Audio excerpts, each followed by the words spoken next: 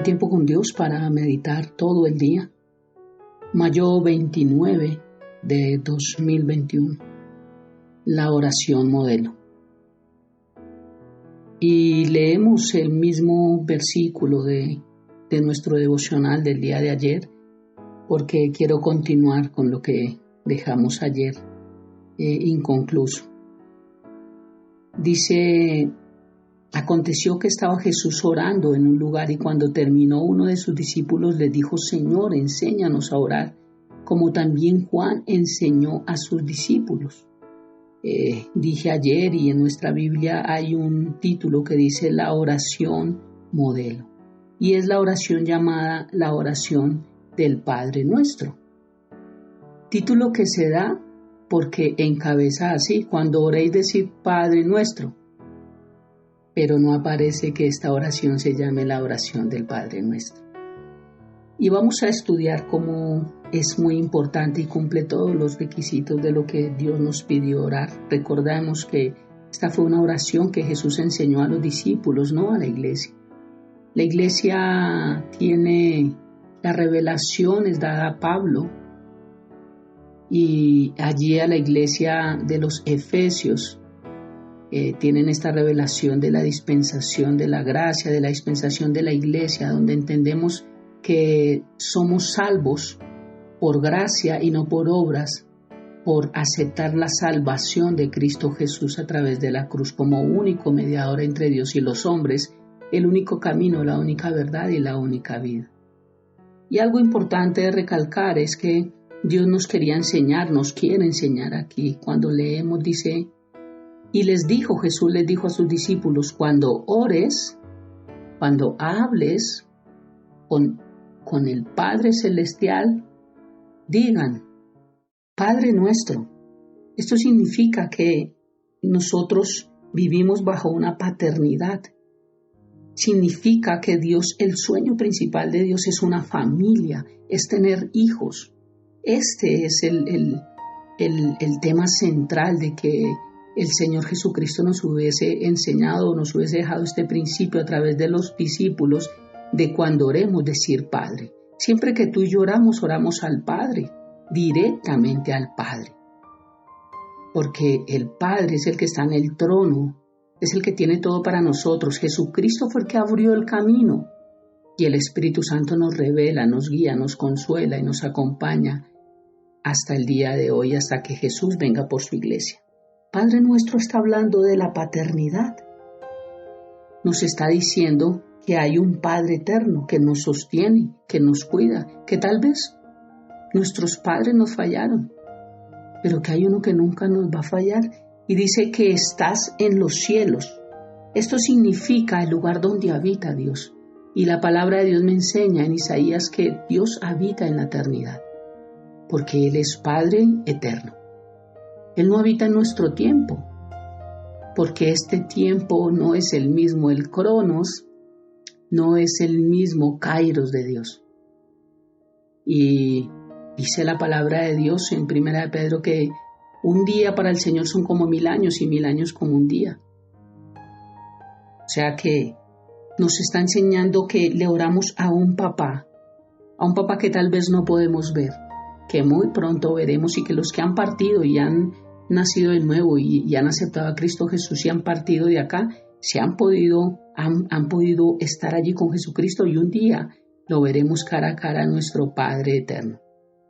Eso solamente sucederá hasta que la iglesia suba a las bodas del Cordero, o cuando estemos en la Nueva Jerusalén. Ahí conoceremos al Padre.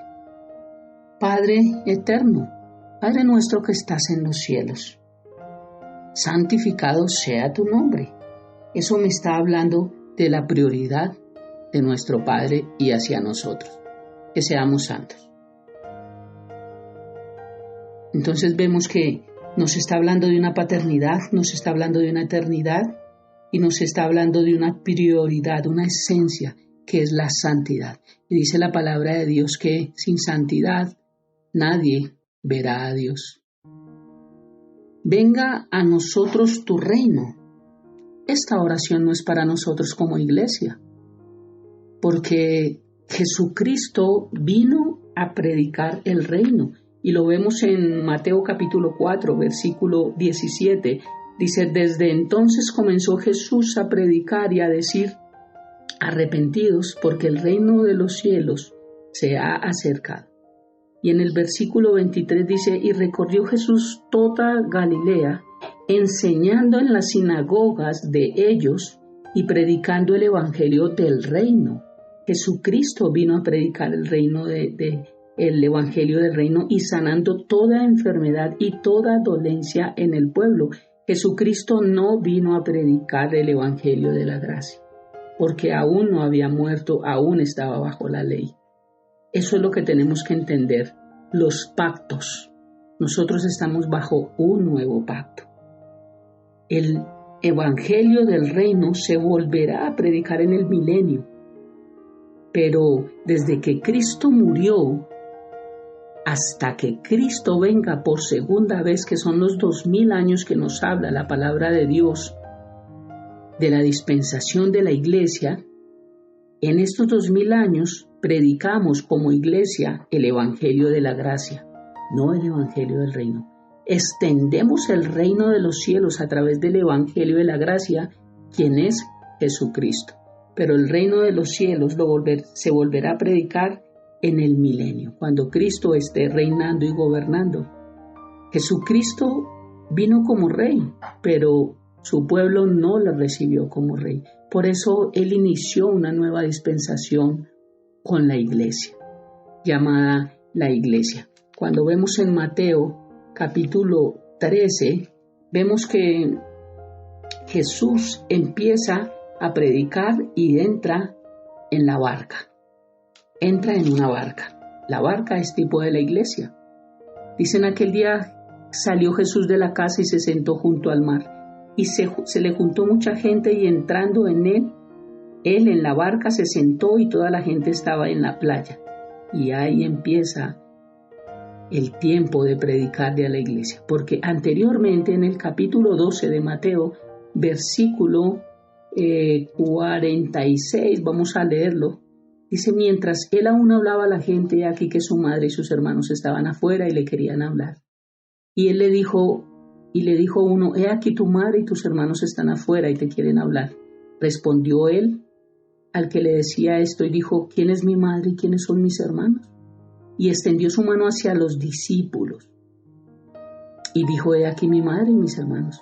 Porque todo aquel que hace la voluntad de mi Padre que está en los cielos, ese es mi hermano, hermana y madre. Por el rechazo de Israel, su familia ahora eran los gentiles. Y somos los gentiles porque tú y yo no somos judíos. Somos gentiles, pero ahora llamados iglesia. La iglesia de Dios, los hijos de Dios. Por eso, en el Padre Nuestro, no podemos decir venga tu reino, porque el reino ya vino, pero el reino lo rechazaron.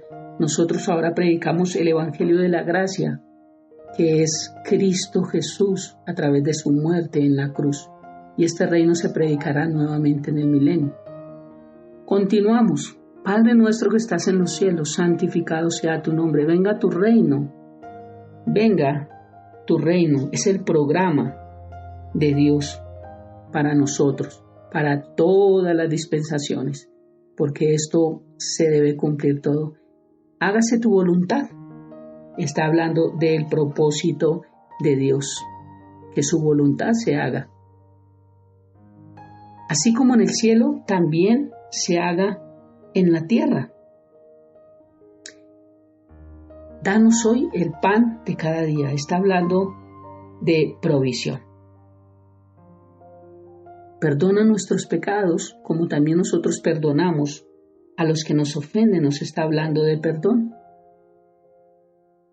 No nos dejes caer en tentación. Nos está hablando de ayuda. Y líbranos de todo mal. Nos está hablando de protección. Porque tuyo es el reino y tuya es la gloria por los siglos de los siglos. Amén. Me está hablando de la preeminencia de Dios, de la pertenencia y la generosidad de Dios, porque el reino es de Dios, el poder y la gloria es de Dios por todos los siglos, pero Él permite y nos bendice con su poder y con su gloria. Quiere decir que el Padre Nuestro, para el resto del Nuevo Testamento, nos habla de paternidad, de prioridad, de una eternidad, de una esencia, de un programa, de un propósito específico, de protección hacia sus hijos, de ayuda, de perdón, de provisión, de preeminencia, de pertenencia y generosidad. Eso es lo que encierra esta oración modelo. Muchos principios que tienen que ver con el sueño de Dios, desde Él como Padre hasta nosotros como hijos. Por eso esta oración no significa que se deba usar como una plegaria ritual, como lo enseñé el día de ayer, sino como una guía o un modelo de oración. En este contexto, quiero que oremos y le entreguemos este tiempo al Señor y le demos gracias, porque solamente a través de su palabra es que podemos nosotros descubrir muchos principios y podemos entender cuál es la voluntad de Dios a través de su palabra. Y eso es lo que nos enriquece cada mañana. Oremos. Padre, te damos muchas gracias, infinitas gracias por esta mañana, por un día más, Dios, por mostrarnos tantos principios que nos dejaste en esta oración modelo de Lucas capítulo 11, y por mostrarnos, bendito Dios, que la oración también es comunicación, pero también está dada para que como hijos podamos pedir.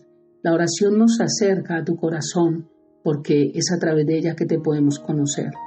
La oración nos permite entender mucho más tu palabra, entender mucho más quién eres tú, Señor.